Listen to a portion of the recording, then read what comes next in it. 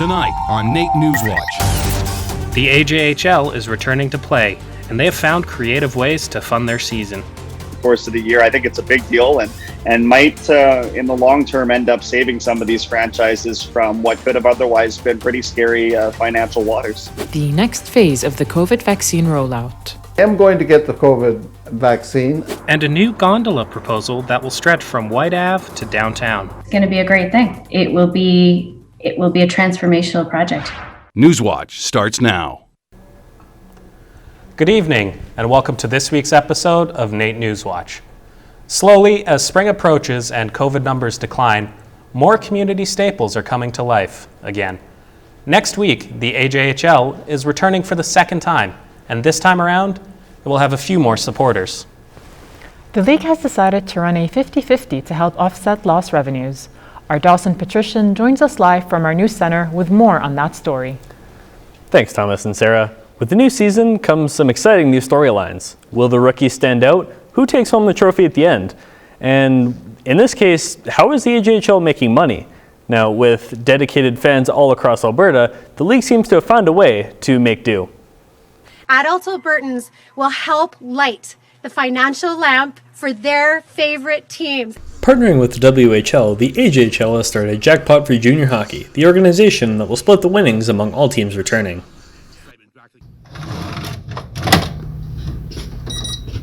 While the initiative and the return to play greatly supports hockey teams specifically, small businesses are feeling the positive effects of this as well. Last week was the first week in Strathcona County that they were allowed to be on the ice, and we saw our number of people come in was almost 10 times, if not more. Although hockey returning brings some sense of normalcy back, there are some mixed feelings about the decision. Some hesitant. Personal experience, I mean, we got back and we played a week and then we got shut down because we had an active case. For me, it's like I'm worried we're rushing it a little bit. And some optimistic. But for all parties involved, for the players, for the sake of making up some of the lost revenue over the course of the year, I think it's a big deal and might in the long term end up saving some of these franchises from what could have otherwise been pretty scary financial waters. While fans won't be able to cheer on their teams in person, all games will be streamed on Hockey TV. Now, while the lack of spectators may allow for more staff, even though it brings more versatility, it's just not the same.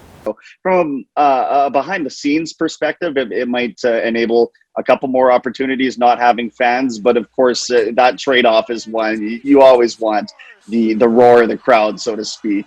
Teams are expected to take the ice for camp starting Wednesday, March 3rd, and schedules are yet to be announced. The two leagues provide over $112 million to the Alberta economy every year, so I'm sure there's a dire need to make some of that back. So Dawson, how long will this raffle be going? I'm hoping to jump on it before it's sold out. Well, Thomas, you're in luck because they're running it every single weekend in the month of March, and there will be plenty of opportunities to get your ticket in and snag a sweet piece of that prize. And how do the leagues know there will be interest, especially since many people are still out of work? Well, believe it or not, the success of the Edmonton Oilers 50-50 raffle has actually provided a pretty good starting point, and teams such as the White Wolverines and the Sherwood Park Crusaders have started doing raffles of their own, so there's already some positive feedback. Thanks, Dawson. That's Dawson Patrician reporting live from our news center.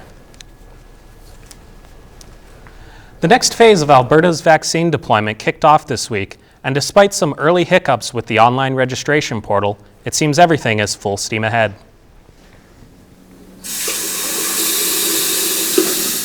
That is good news for Edmontonians such as Greg Nixon, who has been living in Edmonton for the past year because of COVID-19. He wants to be first in line so he can get back to the more important things in life. I'm going to get the COVID vaccine. I've lived 10 years in Thailand, and I want to go back there to live with my common-law wife. Anyone over the age of 74 is now eligible to receive the vaccine. You can book online at the Alberta Health Services website or by calling 811. However, Edmonton police are urging people to be extra careful when dialing 811 to schedule appointments, as dozens across the province have called the 911 emergency line by accident. While number in COVID cases are decreasing, the second wave showed that people are still recovering from anxiety and depression. A registered psychologist explains the reasons behind the rise and how some measures can help manage symptoms. Statistics by MHRC show a spike in anxiety and depression. They also indicate that social distancing and working from home are negatively impacting mental health. Registered psychologist Dr. Stephen Carter said the second wave of the pandemic plays a part. I think there's a lot of grieving going on in society right now, whether it's the most obvious, the death of a loved one, but also the loss of employment, the loss of career dreams, the loss of being able to get out and be with other people. Carter said that some of the ways to deal with anxiety is by breaking down tasks, planning ahead, and by acknowledging short-term goals. It's important to remain in contact with people, whether it's through gaming or online lunch meetings. Seek help if you're feeling stuck. Psychologists are offering online services. You're watching NAIT NewsWatch, the next generation of news. You might be looking up more in the River Valley at some point in the near future. Edmonton City Council voted 8-5 to allow Prairie Sky to explore the possibility of building a gondola across the River Valley, an idea that's not as weird as it initially sounds. Yeah, there's over 100 urban gondolas in the world. The proposal aims to build an urban gondola that stretches from Whyte Avenue into the downtown core, with multiple stops along the route.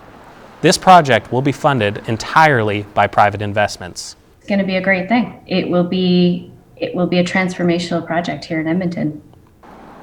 Some of the proposed sites along the route include next to the Old Strathcona Farmers Market and the Rossdale Power Plant.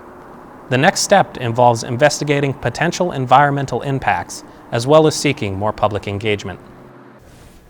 A NAIT student is using her TikTok popularity to educate people about stenography. She's using the social media platform to teach people about her profession, and with views reaching up to 3 million, clearly people are interested. Oh hey, are you interested in stenography? Isabel Lumsen makes videos answering questions about her program and shows us how to use the stenograph machine. She has gained 82,000 followers with her videos collectively reaching over 5 million views. She shares her experience on captioning and reporting program and has been featured on several platforms such as BuzzFeed, 9gag, and more. I posted my first video about what my stenograph machine was. It got a lot of attention, and somebody had originally commented that they wanted to see more about it, and so then it just kind of took off from there. Lumsden says that it's definitely a profession with a nationwide shortage, and so it's important to bring people to the field. The True Crimes fan is continuing to work on her court reporting series and plans to have collaborations with other content creators about this little-known but in-demand profession. Coming up after the break, you've heard of Field of Dreams. Well, now the city has a Rink of Dreams.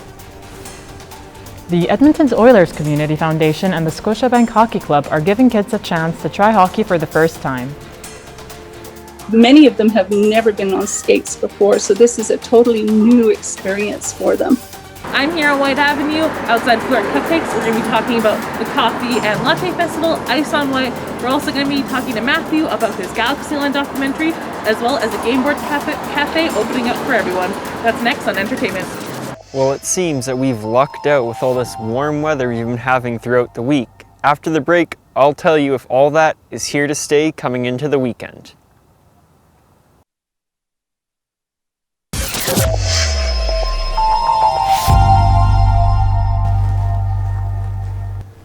Well, Tom, I hope that we are in for the same warm temperatures that we've had all week. I hope so too. So to find out, let's go to our weather person, Josh Howrlack, to take a look at this weekend's forecast. Thanks, guys. Well, sadly, we won't be having the same warm temperatures that we've been used to throughout this week. But luckily, this cold snap will be short-lived, and the temperatures should be warming up by the beginning of next week. So, looking over in Calgary, we have a low of -8 and a high of -5. No chance of precipitation, so it's nothing too bad. Moving on to Jasper, low of -15, high of -1. No chance of precipitation, but Marmot Basin is expected to be getting a bit of fresh snow, but no crazy dumps of powder. Moving on to Fort McMurray now, they have a cold front up there, which is resulting in the lower temperatures. We have a low of minus 23 and a high of minus 11, 40% chance of precipitation, so there will be some snow. Moving on to Edmonton now, we have a high of minus 4 and a low of minus 13, no chance of precipitation, sunny with a couple of clouds, so it's nothing too bad. For our averages, this weekend we're just slightly below average. Seasonal averages normally be low of minus 11, high of minus 2, so we're pretty close to that range. And for our records, for our record low, we have minus 39, which was in 1962, and we have our record high, which was 17 degrees back in 1889. Back to you guys. NewsWatch Weather is brought to you by NR92, the station for the students. The Homesteader Community League and Free Play for Kids organization received quite the gift this week. The Edmonton Oilers Community Foundation and the Scotiabank Hockey Club donated an outdoor rink to the organization.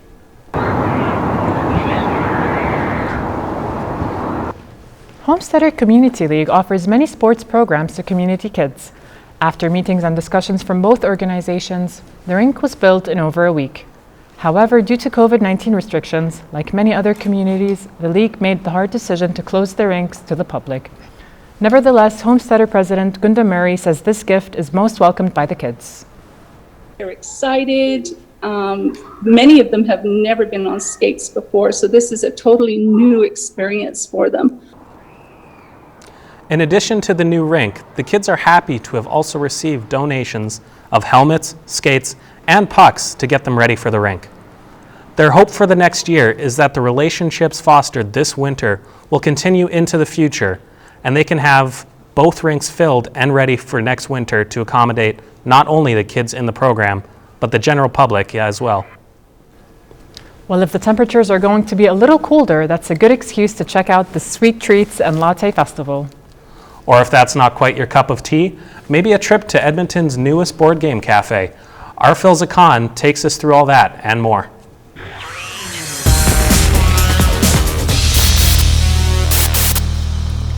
Thanks, guys. Now, if you know me, I love coffee. And if you have a sweet tooth, I definitely have the perfect event for you to go to. With the nice weather we've been having, I went down to Old Strathcona to explore a few local restaurants taking part in the Sweet Treats and Latte Festival. Till March 14th, the Sweet Treats and Latte Festival is all about exploring Old Strathcona's amazing shops. There are 13 participating restaurants, all with a signature drink or treat. This is the first year for the festival, and the Strathcona Business Association hopes the festival brings Edmontonians to Whyte Avenue to support local businesses. Like you said, just a really simple way to embrace winter and embrace sort of that culture of grab and go, treating yourself in some of the darkest days. So we hope this will be many years of this festival going forward. So here are the 13 participating businesses. We have amazing businesses like Flirt Cupcakes and Hexagon Cafe. The other cool thing about the festival is that there are many virtual contests going on social media, like voting for the best drink or treat. Winners of the contest will get a gift card to the winning shop. So if you want to participate in these contests, check out the hashtag SweetTreatsYeg or follow Old Strathcona for more. A new game board cafe is opening up on Alberta Avenue, and the owners are hoping to support the Edmonton community and create an inclusive and fun space for everyone. The Cree translation for Come and Play, Pametaway Games is an Indigenous-owned, community-focused retail space dedicated to helping remove barriers and provide better accessibility to tabletop gaming, as well as showing better representation for marginalized groups such as the LGBT community and people of color. Alberta Avenue is a very diverse neighborhood, both in terms of like cultural diversity, the types of businesses that are here. We definitely recognize that there is some stigma around it. I grew up in Edmonton. I live just a few blocks from Alberta Avenue. But we were inspired by all the other independent and small businesses, as well as the community around Alberta Avenue. Pametaway Games is open for retail services only, as the business wants to follow COVID guidelines to keep everyone safe. Due to COVID-19, the Ice on White Festival is looking a little bit different this year. This year is now called Ice and the City. Till March 7th, Ice in the City is a free self-guided tour of the sculptures that have been added to different outdoor patios across Edmonton to be safely viewed from the sidewalk. These sculptures are around local restaurants in Old Strathcona and downtown. So we're encouraging people to go out. It's okay. The restaurants themselves have done a great job of making sure that everybody is safe in there and that the experience is good for the people that come in. And so we're just encouraging people to do that. But we're also encouraging them, if you don't feel comfortable doing that, you can still just go and see the sculptures. They're visible to the public. They're just open on the patios and people can just take a look. With the warm weather, I recommend you go this weekend as the sculptures are starting to melt a bit. Ice in the City is also holding a virtual contest, such as a passport where you can collect stamps at the participating restaurants. An Edmonton man who has been dubbed a West Edmonton Mall historian takes his YouTube channel to new heights as he explores the history of Galaxyland in a 4-part series from fantasy to galaxy. Matthew Duchek runs the YouTube channel Best Edmonton Mall. He started his channel as a way to show nostalgia for his favorite place to go to as a kid. With over 17,000 subscribers, Matthew is proud that he has the knowledge to preserve local history. People who are, in their late teens or early adulthood now, they don't even know of Fantasyland. They've always known the park as Galaxyland, and it just, to me, that's a foreign concept. So when they come back and they say, "Oh, there was a lake there," or "I don't remember this. I've never had no idea it was like that." I go, "Oh, I guess, yeah." It just reiterates the fact that yes, that's why I'm doing it. If you want to learn more about this and the history of Galaxyland, check out Best Edmonton Mall on YouTube for the first 2 parts of the documentary that are out right now. Thank you so much, Philza. As you know, I grew up in Calgary, so I'm not an Edmonton local. But West Edmonton Mall and Galaxyland has name recognition all across the province. It's really neat that it's starting to get some recognition. What's your favorite thing to do at Galaxyland? At Galaxyland, my favorite ride is the Space Shot. It's basically where you go up in the air like a couple hundred feet, you kind of stay there, and then you just fully drop down. The adrenaline is amazing. And Sarah, I know you've never been to Galaxyland either, and kind of new to West Edmonton Mall. Have you been there before? I have not actually, but now I'm definitely excited to check it out and try, hopefully. I think as a class, when COVID is over, we should all go together because I think that'd be a lot of fun. Sounds like a fantastic idea. That's Philza Khan for NewsWatch Entertainment. Thank you, Philza, and we hope to see you back next week. Have a good night. That has been this week's episode of NAIT NewsWatch. Thank you. Take care.